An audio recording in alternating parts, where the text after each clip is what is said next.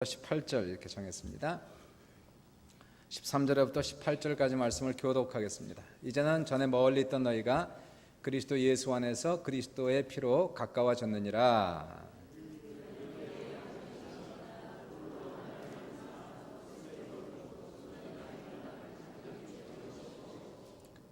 법조문으로 된 계명의 율법을 폐하셨으니 이는 이 둘로 자기 안에서 한 세 사람을 지어 화평하게 하시고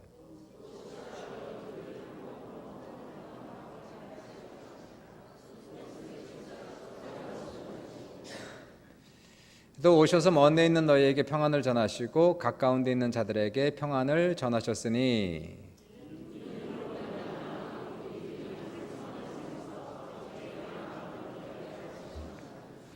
아멘. 오늘은 사순절의 마지막 주일이며 종려주일이 되겠고요.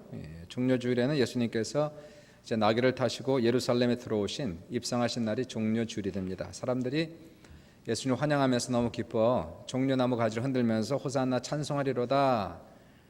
그리고 사람들이 옷을 벗어서 길에 펴고 예수님을 환영한 날이 종려주일이 되겠죠. 예수님께서 예루살렘에 들어오신 것은 환영받았지만 왕이 되기 위해서 들어오신 것이 아니고 십자가에 돌아가시기 위해서 입성을 하셨습니다.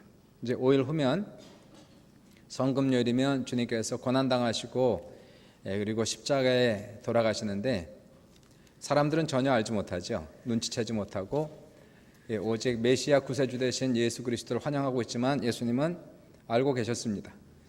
자원에서 본인이 스스로 왕이 되기 위해서 들어오신 것이 아니라 십자가에 죽기 위해서 지금 입성을 하신 날이 바로 종려주일이 되겠습니다.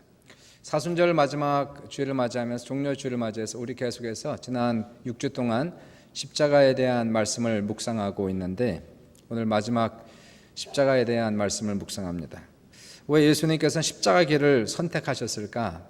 본인이 원하셨으면 그냥 곧바로 왕이 될 수가 있었는데 왜 예수님께서는 그 좋은 길을 버리고 가장 힘들고 어려운 그 길을 선택하셨을까?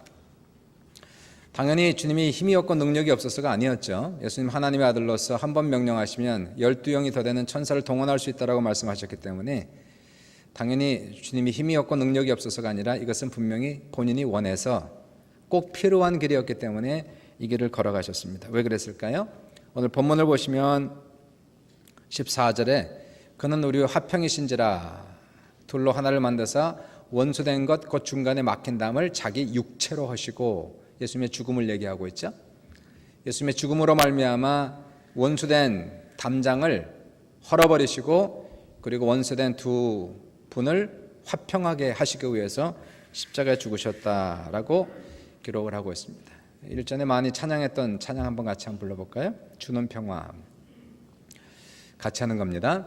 주는 평화 막힌 담을 모두 하셨네. 주는 평화 우리의 평화 주는 평화 막힌 담을 모두 하셨네.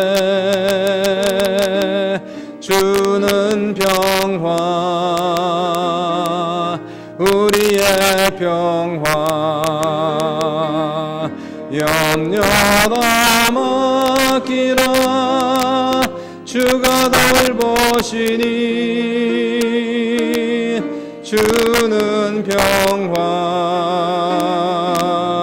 우리의 평화 염려 다 맡기라 주가 돌보시니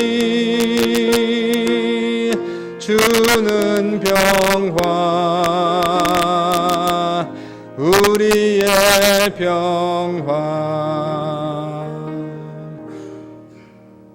예수님께서 우리의 평화가 되시기 위해서 화평케 하시기 위해서 십자가에 돌아가셨다라고 얘기하고 있습니다. 본문에서는 두 가지를 얘기하는데요. 첫 번째는 예수님을 통해서 우리와 하나님과 화평케 하셨다. 첫 번째가 하나님과의 화평, peace with God을 얘기하고 있습니다. 우리는 하나님 앞에 다 죄인이지요. 태어나면서부터 죄인으로 태어나고 우리의 죄악으로 말미암아 하나님께 원수가 되었습니다. 우리 죄인은 거룩하신 하나님 앞에 나갈 자격이 전혀 없는 그러한 존재가 되죠. 그런데 우리 예수님께서 하나님과 우리 사이에 중재자가 되어주셨다는 것이에요. 오히려 원수된 우리를 위해서 하나님께서 원수된 우리를 위해서 그 아들을 이 세상에 어린아기로 태어나게 하셨고 인간의 모습으로 성장하게 하셨습니다. 그리고 그 예수님께서 죄 없는 당신의 육체에 모든 형벌을 대신 받으시고 죄 없는 피를 다 쏟으심으로 말미암아 하나님의 공의를 만족시키셨다는 것이에요.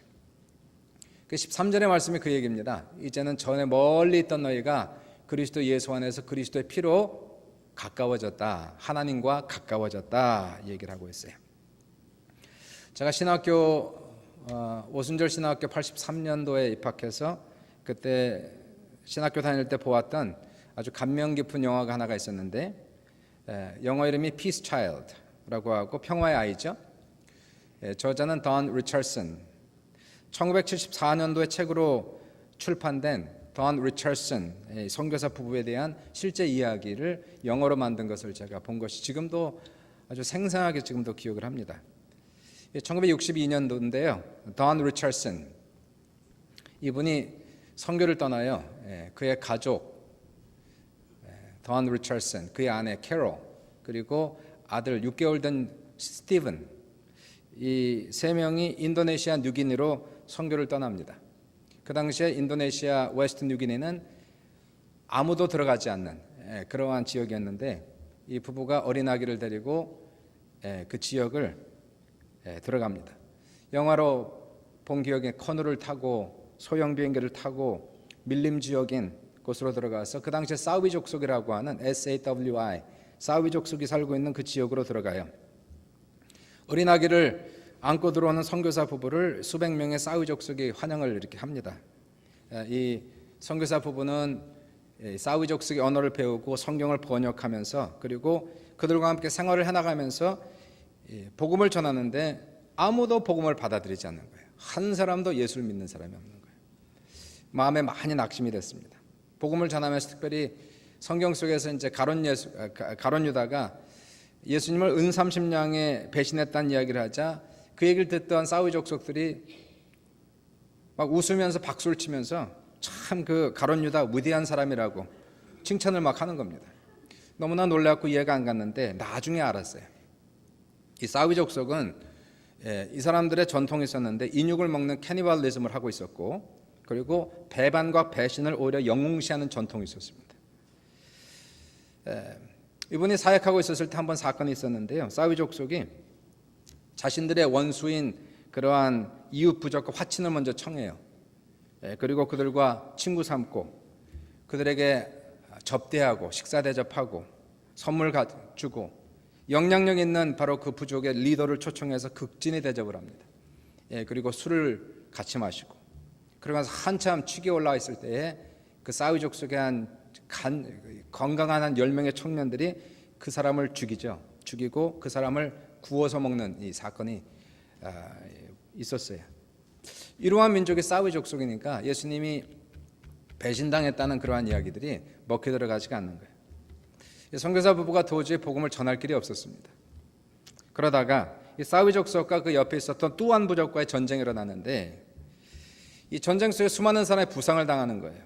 뭐 칼에 그리고 창에 죽어나가고 화살에 죽어나가는데 그 전쟁이 일어난 이유가 이제 그 부족들이 서로 이 리처슨 선교사님들을 존경하고 이분들은 많은 기술을 가지고 있고 능력을 가지고 있었기 때문에 가까이 하려고 하는 그런 부족과의 전쟁이 일어나는데 리처슨 선교사님 도저히 안 돼서 가지고 이 사우비 족속 추장에게 얘기하죠. 전쟁을 끝내지 않으면 여기를 당장 떠나겠습니다. 그래서 선교사 부부를 사랑하고 존경했던 두 부족은 선교사님이 떠나는 것을 원치 않아서 화해를 하게 되는데 저게 이제 화해하는 장면입니다. 양쪽 부족이 양쪽에 이렇게 쭉 서 있게 되고요. 그리고 저 사우비 족속의 한 남자가 자기 이제 막 태어난 아기를 들고 나오는 거예요. 그리고 다른 부족, 자기네 싸우는 원수 부족의 추장에게 저 아이를 이렇게 바칩니다. 그때 이 아이의 어머니는 통곡하고 우는 그런 장면도 영화에 실려 있었어요. 그러니까 이 부족 간의 계약은 뭐였냐면 이 아이가 살아있는 동안 이 아이가 다른 원수 민족의 자녀로서 살아있는 동안 두 민족은 이제 친구 민족이 되었고 다시는 싸우지 않는다는 그런 계약이 있었다는 거예요. 이 사건이 터지면서 그때 사모님이었던 캐롤 리처슨 사모님에게 번뜩 하나님의 지혜와 그리고 계시가 떠오르죠. 아, 이게 복음이구나. 과연 하나님 아버지께서 원수된 우리 위해서 아들을 바침으로 말미암아 그리고 아들이 살아있는 동안 바로 하나님과 인류 사이에 바로 화평케 하시고 그리고 화목케 하신 사건이구나 하는 것을 이 캐롤 사모님이 깨닫게 되죠. 그리고 이 선교사 부부는 그때부터 시작해서 이것을 example로 해가지고 과연 예수님께서 바로 평화의 아들이라는 것을 전하기 시작했고 복음이 서서히 받아들여지기 시작해요. 처음으로 예수를 믿은 사람이 바로 저 아이를 바친 저 남자가 처음으로 예수를 믿게 됩니다. 그리고 사위 족속은 결국 복음을 받아들이고 그 지역에 엄청나게 큰 원도막 같은 교회가 건설되고요. 그리고 저 남자는 그 불악의 목사님이 되는 사건이 나오죠. 이 사건으로 말미암아 이 사위 족속은 더 이상 인육을 먹는 관습은 완전히 사라졌고 배신을 영웅시했던 전통도 사라졌고요. 그리고 지금 현재입니다. 현재 이 사위 족속 중에서 예수 믿지 않는 사람은 한 명도 없다는 거예요. 현재 38명의 선교사들이 풀타임 선교사들이 물론 사위 족속뿐만 아니라 그 지역에 있는 주민들을 위해 사역하고 있고 약 80명 정도의 인도네시아 사역자들이 지금 사역을 하고 있다고 하는 겁니다. 여기 나오는 이 사건은 엄청난 영향을 가져오는 사건이었고요. 과연 복음이 무엇인가 하는 것을 우리에게 잘 설명해 주는 그러한 실제적인 이야기였어요. 바로 예수님께서는 바로 하나님의 아들로서 우리에게 주신 평화의 아들이라는 것입니다. 예수님께서 우리 안에 계시는 동안 예수님께서 인간으로 어린 아기로 오셔서 그리고 예수님께서 인간의 구세주로 계시는 동안 하나님과 인류 사이에서는 더 이상 적대 관계가 아니고 원수 관계가 아니고 하나님 우리를 향해서 화친을 청하시고 화평케 하는 놀라운 역사가 나타난다는 것이 오늘도 이 자리에 우리 주님께서 함께 하십니다. 교회 머리가 되시고 주인 되시고 우리 인생의 주인 되신 예수님은 우리 안에 계시는 거예요. 주님이 내 안에 있기 때문에 하나님과는 원수가 아닙니다. 하나님과는 멀리 있는 관계도 아니에요. 하나님과는 우리에게 친밀한 관계이고 우리 아버지가 되시고 우리의 친구가 되시는 놀라운 역사가 나타나는 것입니다. 누군지 예수를 믿는 자, 예수를 영접하는 자에게는 하나님의 자녀가 되는 권세를 주셨다라고 얘기하는 것이 우리가 천국 들어가는 것은 착해서 의로워서 천국 들어가는 것이 아니고요. 하나님의 자녀이기 때문에 우리가 천국을 들어가는 거예요. 우리 아이들이 출가했지만 둘은 출가하고 하나는 지금 학교에 있지만요. 셋 다 지금 집을 나갔지만 애들에게 다 집 열쇠를 줬어요. 걔네들은 언제든지 우리 집에 오면 문을 열고 들어올 수 있는 자격이 있는 겁니다. 왜 그럴까요? 그 아이들이 다른 집 여러분 아이들보다 더 착해서입니까? 더 성공해서입니까? 그건 아니죠.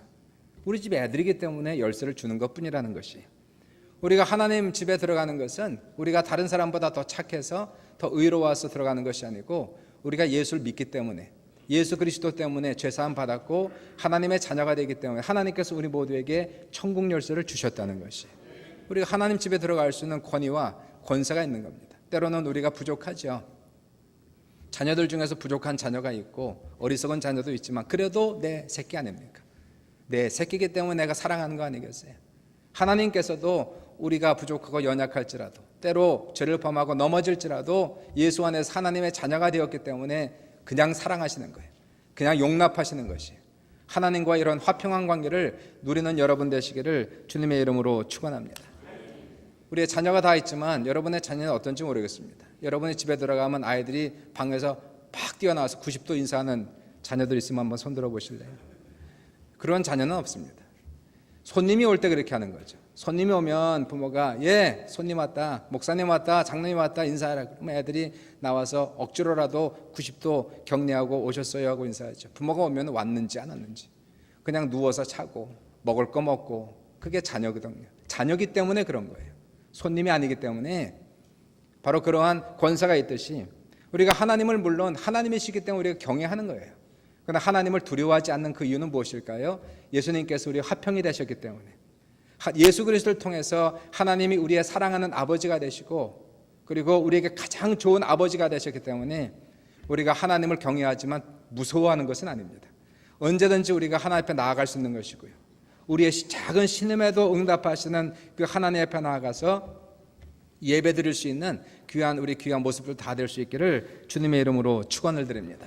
예수님을 통해서 먼저 하나님과 화평해졌다라고 얘기하는 거예요. 십자가를 통해서.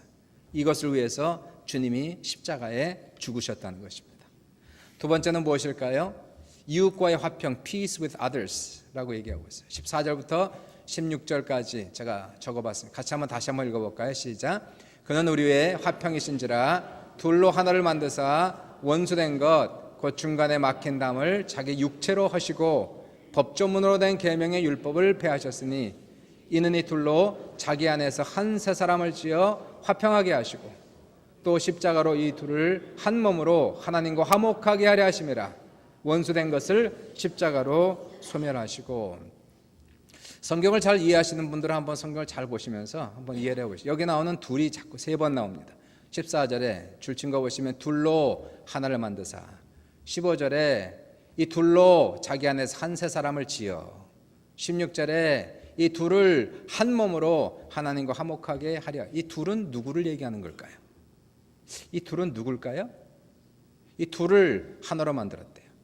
이 둘로 한 세 사람을 지었대요. 둘로 한 몸을 만들었대요. 이 둘은 누구를 얘기하고 있을까요?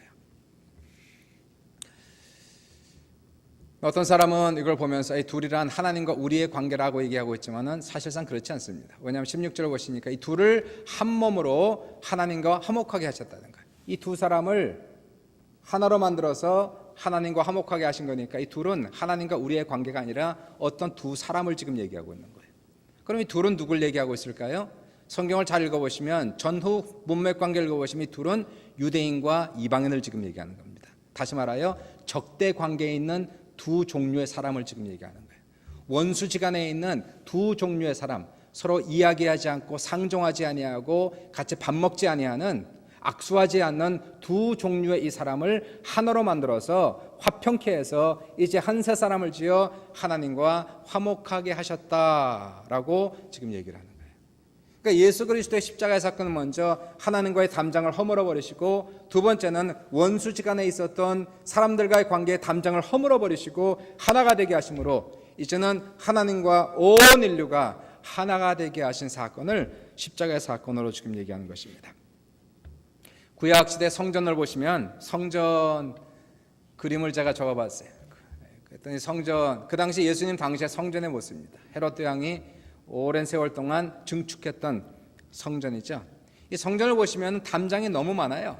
담이 너무 많고 그 담을 통과하는 문은 딱 하나밖에 없습니다. 담장이 많은 거, 쉽게 얘기하면 관계자의 출입금지가 너무 많은 거예요. 이 성전 가운데 거기에 하나님의 지성소, 하나님이 임하시는 지성소가 있는데 이 하나님의 지성소에 가까이 갈 수 있는 사람은 거의 없었습니다. 먼저 맨 끝에 누가 있느냐 하면 이방인의 뜰이 있어요. 이방인들은 하나님을 경외했던 이방인들이 있었어요. 유대인이 아닌 이방인들. 하나님을 경외했기 때문에 하나님 성전을 찾아가도 이 사람들은 찬밥 신세예요. 가까이 가지 못합니다. 먼 곳에서, 먼 발치에서 예배드리는 것을 구경하다 와야 되는 사람들이 이방인들이었어요. 그래도 하나님을 경외했기 때문에 이방인의 뜰을 받고 가는 사람들이었어요. 이 사람들보다 조금 더 가까이 가는 사람들이 있었습니다. 그건 누구냐 하면 유대인들 중에 여성들. 유대인들 중에 여성들은 그래도 이방인보다 나아서 담장이 있는데 그 담장에 문이 하나 있습니다. 그 문을 통과하는 사람들이 유대인의 여성들은 통과해요. 그리고 거기에 여성의 뜰이 있는 거예요. 이 여성들은 또 담장이 또 있습니다. 그 담장은 넘어가지 못해요. 그 안에서만. 이방인보다 좀 낫습니다. 그러나 하나님께 더 가까이 가지 못합니다. 여성들이 모여서 그리고 남성들이 예배하는 것을 구경해야 됩니다. 이게 여성의 뜰이에요. 유대인의 여성.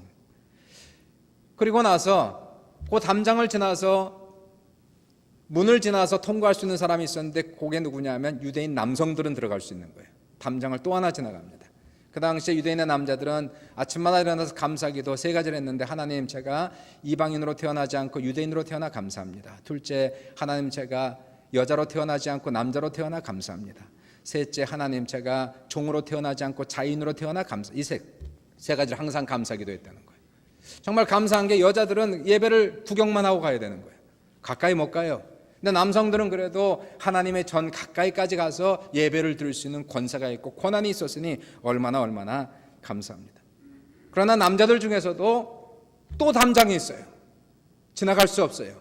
선을 넘어갈 수 없는 거예요. 문 하나밖에 없고 그 문을 지나갈 수 있는 사람 누굴까요? 제사장들만 들어갈 수 있는 거예요. 남자들 중에서 선택받은 레위인들 중에서도 제사를 드릴 수 있는 제사장들만 들어갈 수 있는 제사장의 뜰이 있는 거예요. 제사장의 뜰에 가면 하나님의 지성소가 바로 눈앞에 보이는 곳이 이렇게 있지만, 근데 지성소에 들어가도 또 문이 있어요. 그 선을 넘어가면 죽습니다. 제사장들은 가까운 곳에서 예배를 드리지만 오직 한 사람만 그 선을 넘어가고 담장을 넘어가 하나님께 가까이 갈 수 있는 사람이 있어요. 그 사람이 대제사장이라는 것이에요. 대제사장은 바로 모든 담을 넘어서, 모든 문을 넘어서 하나님이 계신 지성소에 들어가 거기서 예배를 드리고 하나님을 만날 수 있는 그러한 자격이 있는데, 그 수많은 사람들 중에서 하나님께 앞에 갈 수 있는 사람은 한 명밖에 없었다는 것이에요. 주님 앞에 나가는데 얼마나 담장이 많은지 몰라요. 얼마나 레드테이프가 많은지 모른다는 것이에요. 하나님께서는 바로 무슨 일을 하셨다는 것입니다. 바로 십자가를 통해서 이와 같은 담을 전부 다 헐어버렸다는 것이에요. 여자와 남자 사이에 있는 담장을, 이방인과 유대인 사이에 있는 담장을, 제사장과 일반 사람들 사이에 있는 담장들을 전부 다 헐어버리시고 이 사람들을 다 하나로 만드시고, 그리고는 이 모든 사람을 동일하게 하나님 앞에 갈 수 있는 자격과 권세를 주셨다라고 지금 얘기를 하는 거 아십니까? 주님은 사람과의 모든 관계, 인류 안에 있는 모든 담장들, 담장 때문에 싸움이 일어나고 전쟁이 일어나고 시기와 질투가 일어나는데 이러한 모든 담장을 전부 다 헐어버리셨다는 거예요. 십자가로 말미암아 원수된 두 사람을 하나로 만드시고 하나님께로 가까이 가게 하셨지만 여전히 지금도 사람이 쌓아놓은 담장들이 있다는 거예요. 인간이 쌓아놓은 담장들. 남자들에게는 여자들을 천하게 보는 남자 우월의식이라는 담장을 쌓아놓고 살아가고 있고요. 여자들에게는 남자들을 보면서 혐오감을 가져오는, 남자 혐오감이 있는 그러한 담장들을 가진 여성들이 있는가 하면, 요즘에 새로 나온 단어 중에 이슬라모포비아라고 이슬람 사람들 향한 증오감과 공포가 지금 막 형성되고 있어요. 이러한 것들, 한국 사람들 중에 흑인들을 향한 인종차별, 이러한 것들은 우리가 만들어 놓은 담장들이라는 것이에요. 이러한 담장은 예수를 믿는 사람들 안에서 다 무너져야 된다는 것이에요. 이러한 사람들은, 하나님께서 하나님의 자녀 삼은 사람들은 우리의 대적도 아니고 우리의 원수도 아니고 우리의 사랑의 대상이며 전도의 대상인 것을 믿으시길 주의 이름으로 축원합니다. 더 나아가서 이러한 것들보다 더 우리 피부에 와닿는 담장들이 있어요. 그게 뭘까요? 실질적으로 이해관계가 섞인 부모와 자녀 관계. 담장이 있는 부모와 자녀 간의 관계가 깨져서 담장이 세워졌어요. 형제와 자매 간에 담장이 있어요. 성도와 성도 간에 얼굴을 붉히고 담장을 세웠어요. 남편과 아내 사이에 어떠한 사건들 때문에 담장을 세우고 서로 이야기하지 않습니다. 같이 살지만 그냥 억지로 사는 거예요. 이러한 관계 속에 있는 담장들을 우리 주님께서 전부 다 허물으시고 하나가 되게 하셨다는 것이에요. 먼저 내가 주님의 이름으로 이러한 모든 담을 허물어 가시는 귀한 이 고난주간 될 수 있기를 주님의 이름으로 축원합니다. 수많은 사람들이 자기 마음속에 선을 거놓는 거예요. 선을 거놓고 사람마다 들어올 수 있는 영역이 정해졌어요. 저 사람 여기까지만 들어올 수 있어요. 이 사람 여기까지만 들어올 수 있는 거예요. 마치 그 당시에 있었던 저와 같은 성전처럼 담장들이 너무 많은 거예요. 보여지지 않는 담장들이 사람 속에 있어가지고 다 사람마다 사람들을 경계해요. 사람들을 의심해요. 그리고 내게 가까이 오지 못하도록, 접근하지 못하도록 그 사람들을 방어하는 방어 체계들을 전부 다 가지고 있는 이러한 모습들은 진정한 신자들의 모습이 아니라는 것이에요. 우리는 우리 안에 있는 담장들을 허물고 내가 거놓은 선을 내가 스스로 지워버려야 됩니다. 그리고 내 마음속에 먼저 화평이 일어나야 되는 것이에요. 내 안에 화평이 일어나야 실질적으로 화평이 일어나는 것이죠. 내 안에 있는 담장이 무너지고 용서하고 내 안에 화목이 일어나면, 예수 안에서 화목이 일어나면 내가 손 내밀 수 있고, 그리고 그러한 놀라운 관계 회복은 일어날 수가 있는 거예요. 마태복음 12장을 보시면 25절 26절에 이런 말씀이 있어요. 예수님이 하신 말씀인데, 스스로 분쟁하는 나라마다 황폐해질 것이요 스스로 분쟁하는 동네나 집마다 서지 못하리라. 만일 사탄이 사탄을 쫓아내면 스스로 분쟁하는 것이니 그리하고야 어떻게 그의 나라가 설 수 있겠는가. 사탄의 나라에는 분쟁이 있을까요? 없을까요? 사탄의 나라에는 결코 분쟁이 없습니다. 귀신끼리 싸우지 않아요. 귀신은 마귀에게 대적하지 않습니다. 절대적 순종과 절대적 연합과 절대적 일치가 있는 곳, 그게 마귀의 나라. 그래서 마귀의 나라는 강성한 거예요. 힘이 센 거예요. 반면에 성경이 얘기하기를 분쟁하는 동네는 망한다는 거예요. 분쟁하는 가정도 망하고 교회도 망하고 나라도 망합니다. 옳고 그른 것을 얘기하는 것이 아니에요. 옳고 그른 것을 따지다가 결국 가정은 망합니다. 교회도 망합니다. 나라도 망하는 거예요. 교회는 마귀의 나라보다 더 강하지. 왜냐하면 우리는 주의 이름으로 귀신을 쫓아낼 수 있는 능력이 있으니까. 예수의 이름으로 우리는 귀신을 쫓아낼 수 있고 대적할 수가 있는 것이. 그러나 어찌하여 교회는 이렇게 연약할까요? 분쟁하니까, 나눠지니까, 싸우니까. 실질적으로 우리에게는 강력한 힘이 있음에도 불구하고 힘을 발휘하지 못하는 그 이유는 바로 싸우니까 안 되는 거예요. 늘 마귀에게 당하는 겁니다. 마귀 와서 공격하면 교회가 풍지박살나고 서로 싸우고 망가지는 그러한 이유는 무엇일까요? 일치가 안 되니까, 하나가 안 되니까 이러한 문제가 있는 거예요. 우리의 조국도 마찬가지. 지역 감정으로 인해서 지역적인 감정이 너무 강하고요. 사상 분쟁 때문에 저는 상당히 위협을 느끼고 있어요. 이러다가 일남은 어떡하나. 미국은 선제 공격 또는 preventative attack하는 그러한 얘기까지 하는데 지금 나라가 서로 분쟁을 지금 하고 있다는 거예요. 한국 사회는 지금 정치 얘기하면은 다 열받아요. 다 목소리 높입니다. 그래서 교회에서는 가능한 한 정치 얘기를 안 하는 게 좋아요. 왜냐하면 갈려있기 때문에. 사상이 갈려있는 거예요. 생각이 갈려있는 거예요. 연합이 안 됩니다. 일치가 안 됩니다. 친박인가 반박인가 비박인가 하여튼 뭐 얘기만 하면 대립관계가 생겨요. 저는 이런 상황을 보면 참 슬퍼요. 저는 비박도 반박도 아닙니다. 친박도 아니고. 왜냐하면 왜 제가 슬프냐 하면요, 정치 얘기를 하면 다들 저렇게 열을 받고 목소리 높이고 핏대를 올리는데 하나님 나라에 대한 얘기를 하면 한 사람도 핏대 올리는 사람이 없어요. 한 사람도 열받는 사람 없어요. 예수 욕을 해도 다 용서가 돼요. 다 받아들일 수 있어요. 다 용납할 수 있어요. 정치 얘기하면 그렇게 열을 받는데 왜 예수 얘기하면 그렇게 열정이 없을까? 그것은 왜 그런지 아십니까? 예수에 대한 사상이 너무 적은 거예요. 하나님 나라에 대한 관심이 떨어지니까. 생각을 해보세요. 사상을 극복하려면 한국은 사상의 대립이 심하단 말이에요. 사상을 극복하려면 어떻게 되는지 압니까? 정치적 사상보다 더 큰 사상이 들어와야 그 사상이 무너지는 거예요. 한국은 보수와 진보의 사상 대립으로 지금 대립되고 있는데 이러한 정치 사상보다 더 큰 사상이 와야 되는데 그 사상이 바로 예수 사상이라는 것이에요. 그러나 한국 기독교는 예수 사상이 일반적으로 성도들의 마음속에 있는 그 사상은 너무 적다는 거예요. 정치 사상보다 예수 사상, 복음 사상은 10분의 1밖에 되지 않는 우리 조국의 모습이 한탄스럽다는 것입니다. 친박이든 비박이든 반박이든 그것은 너희가 알 바가 아니요, 주님께서 얘기한 거 아닙니까? 오직 너희는 성령을 받아 능력을 받아 땅끝까지로 복음을 전하라고 예수님께서 말씀하신 것이에요. 이러한 한국 사회에서 우리가 해야 할 일은 뭘까요? 우리는 정치 사상보다 더 뛰어난 예수 사상으로 가득한 여러분 되시기를 주님의 이름으로 축원합니다.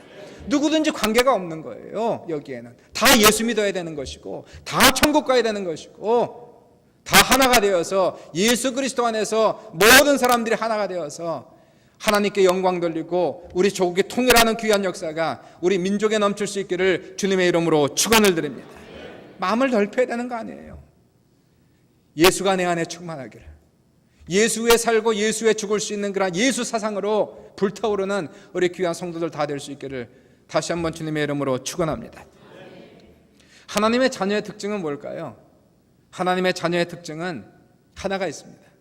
하나님의 자녀의 특징은 평화를 사랑하는 거예요. 평화를 가져오는 것이 하나님의 자녀의 특징이라는 것입니다. 마태복음 5장 9절을 보시니까 화평하게 하는 자는 복이 있나니 그들이 하나님의 아들이라 딸이라 일컬음을 받을 것이며 라고 얘기를 하는 것이에요. 마귀가 역사하는 곳은 반드시 분리와 대립이 일어납니다. 싸움과 전쟁이 있는 것이에요. 그 사람 속에 귀신이 역사하고 있는 거예요.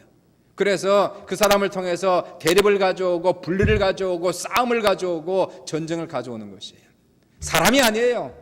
그 뒤의 역사는, 배후의 역사는 마귀가 그 일들을 지금 하고 있다는 것이에요. 우리는 그러한 것들을 예수 이름으로 물리쳐야 되는 것이고, 반면에 성령이 임하시고 예수가 임하는 곳엔 무엇이 있을까요? 일치가 있고 연합이 있고 화합이 있고 용서가 있다는 것이에요. 무엇이 하나님의 역사이며 무엇이 마귀의 역사이며 누가 하나님의 종이며 누가 마귀의 종인가는 열매를 보고 우리는 알 수가 있다는 것입니다. 하나님의 자녀의 특징은 어디를 가든지 평화를 사랑하고 평화를 가져오는 사람이 되어야 되는데, 어떻게 해야 될까요? 어떻게 해야 이 분리된 나라에 분리되고 있는, 깨어지고 있는 교회의 현실에, 가정에서도 부부가 하나 되지 못하는 이러한 실정에, 교회에서도 서로 사랑하지 못하는 이러한 상황 속에 어떻게 연합과 일치를 가져올 수 있나요? 그것은 한 가지 방법밖에 없어요. 십자가의 희생 외에는 없는 것이에요. 주님의 십자가로 하나님과 우리의 관계를 화목하게 하셨듯이, 그분의 십자가 없이는 결코, 그 희생과 그 고통이 없이는 결코 하나님과 하나가 될 수가 없었듯이, 지금 이제도 우리가 예수 믿어 하나님과 화목되었다면 우리와의 관계 속에서 담장을 쌓아놓고 선을 거놓고 접근하지 못하도록 하는 이 사람들을 향하여 내가 십자가를 지고 선을 지어버리고 내가 스스로 내 안에 있는 담장을 헐어버리기 전까지는 결코 연합도 화합도 일치도 우리는 기대할 수가 없다는 것이에요. 주님처럼 우리는 이러한 담장을 내가 먼저 헐어버려야 돼요. 저 사람이 아니라 내 안에 있는 나의 담장을 헐어버리기 위하여 내가 희생하는 수밖에 없어요. 내가 참고 내가 용서하고, 그리고 주님이 주시는 능력으로 말미암아 그들을 용서하고 그들을 품을 때에 놀랍게도 결과같이 얼어붙었던 마음들이 봄같이 녹아지는 귀한 기적의 역사가 십자가를 지고 따르는 그러한 가정에, 그러한 교회에 넘치시기를 주님의 이름으로 축원합니다. 성 프란시스코는 예수님을 가장 많이 닮은 평화의 사람이다라는 그러한 닉네임을 가진 사람이에요. 얼마나 평화를 사랑했는지 저기도 나와 있지만은 동물과도 대화할 정도로 마음이 그렇게 곱고 아름다운 사람이었대요. 이분에 대한 일화가 참 많이 있습니다. 프란시스 오브 아시시라고 얘기하는데요. 아시시의 성자 프란시스코, 사람인지라 남자인지라 여성에 대한 욕망이 많았는지 하여간 있었대요.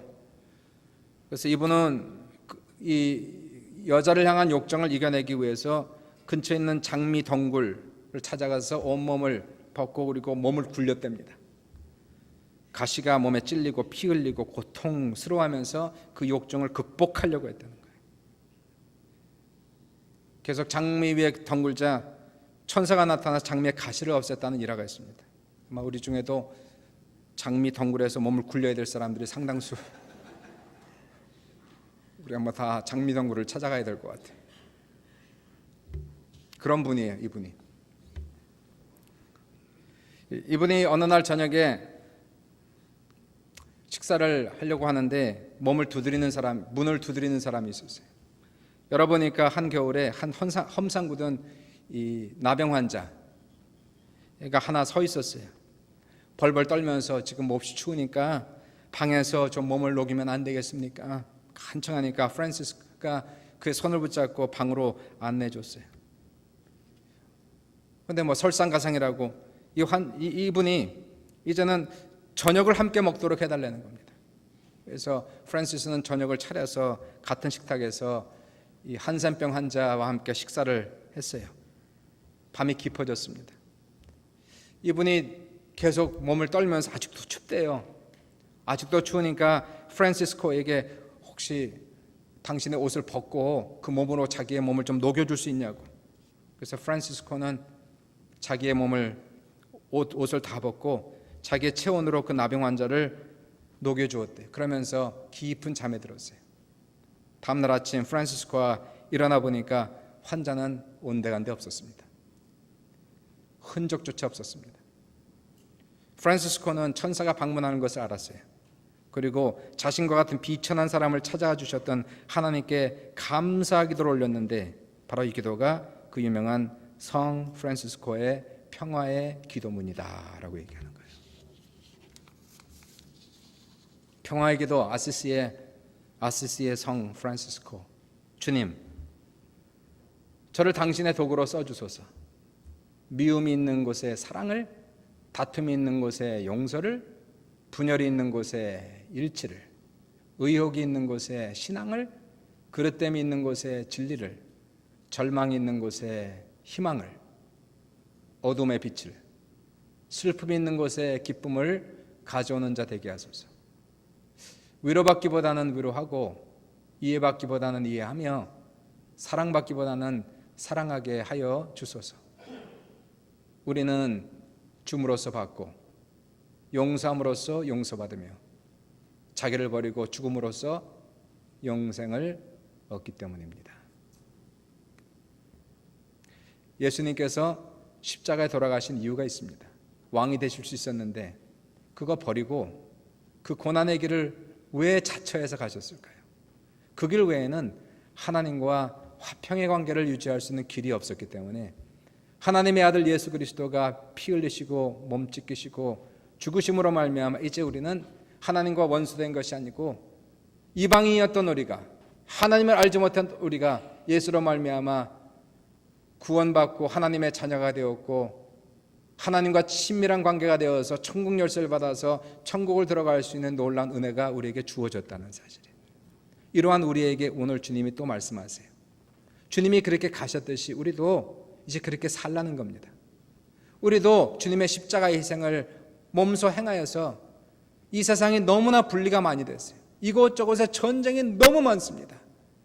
신자들 사이에서도 갈라지고 깨어지고 쪼개진 그러한 가정들이 한두 개가 아니고요. 그러한 교회들이 한두 개가 아닌 것은 왜 그럴까요? 십자가의 은혜는 받았는데 십자가의 은혜를 베푸는 사람이 없기 때문에 그런 것이에요. 주님의 희생에 대한 은혜는 받았는데 아무도 희생하는 자가 없기에 교회는 깨집니다. 가정은 쪼개집니다. 내 심령에 담장은 쌓이고 선은 그어놓고 그리고 너는 너고 나는 나다라는 이러한 의식을 가지고 살아갈 때는 결코 그러한 곳에 평화는 없어요. 일치는 없어요. 화해는 없습니다. 그러한 곳에, 그러한 가정에, 그러한 교회에 마귀가 역사하고 결국 마귀에 의해서 당하는 역사가 나타나는 거예요. 옳고 그른 것을 따질 것이 아니고 우리가 대를 위하여 소를 희생하면서 우리가 좀 더 참고 좀 더 입을 다물고 내가 희생하고 내가 먼저 용서하면서 우리 안에는 담장을 제거하고 선을 지워버리고 주님이 나를 위해서 죽으셨듯이 주님이 용서했듯이 나도 용서하고 주님이 희생했듯이 나도 용서한다면 설사 원수가 된 사람이었다 할지라도 우리와 친구가 될 수 있는 놀라운 역사가 분명히 나타날 거예요. 사랑하는 여러분, 여러분의 가정에 평화가 오길 원합니다. 우리 교회에 화평이 넘치길 원합니다. 일치와 단결이 넘칠 수 있기를 주님의 이름으로 축원합니다. 하나님의 놀라운 기적의 역사가 우리의 민족과 나라에게 넘침으로 말미암아 더 이상 지역 감정도 아니고 사상 대립도 아니고 예수 사상으로 말미암아 십자가의 사상으로 승리할 수 있는 귀한 우리 조국과 우리 교회, 여러분의 가정 다 될 수 있기를 주님의 이름으로 축원합니다. 주의 이름으로 축원합니다. 같이 기도해요.